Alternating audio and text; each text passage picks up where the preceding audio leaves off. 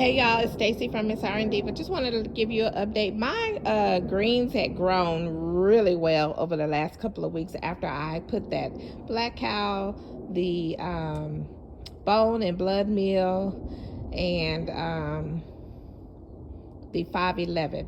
So they had grown up really, really high.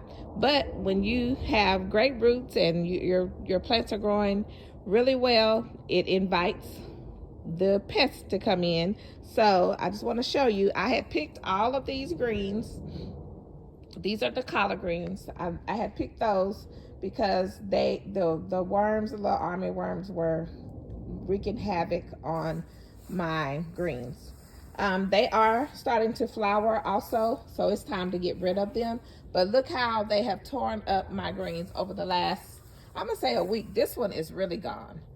So they have holes in them and all of that. And these are my kale. The kale is not even, they're not even touching the kale.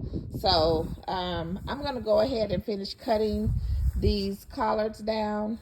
And then I'm gonna just, I think my mustards are growing under there too, but my collards are just taking over the whole bed. So it's time for me to get rid of them anyway, because we're having warmer temps and they're starting to flower. See, so there's the flowers, and I probably will leave this here and let it continue to flower.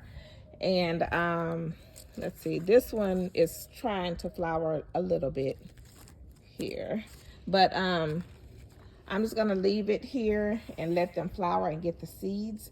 And then probably just these two, this one and this one, I'll leave here, and the rest of them I'll just take, because this one over here, the worms have really got the little army worms.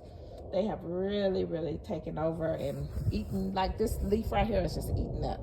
So and then it looked like I saw some aphids and all of that. So it's just time to get rid of it. The temperatures are warming up, and so once the temperatures warm up, that's what you have problems with. But for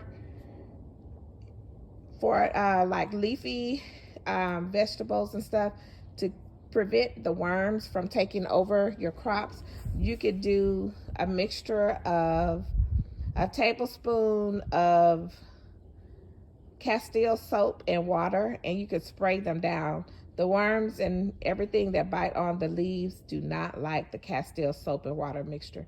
So that's something I could do as well. My kale is doing very well. I'm going to get this kale too. Go ahead and cut that down. I'm going to see how long it'll last in the warmer temps. I know these collard greens have to go. It's just time. So there's all the collard greens that I've picked so far. And I'm going to have to really wash them well, because I did, as I was cutting the leaves, I was picking off the worms as I was going. Let me see if I could, I know I didn't get all of them. Let's see if I can find one to show you. Let's see. Let me see if I can find one.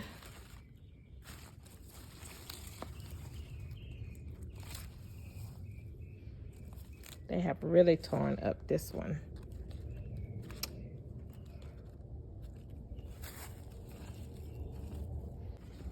Okay, y'all, so here's one that has tons of little worms on there. You see that worm right there? There's one right there.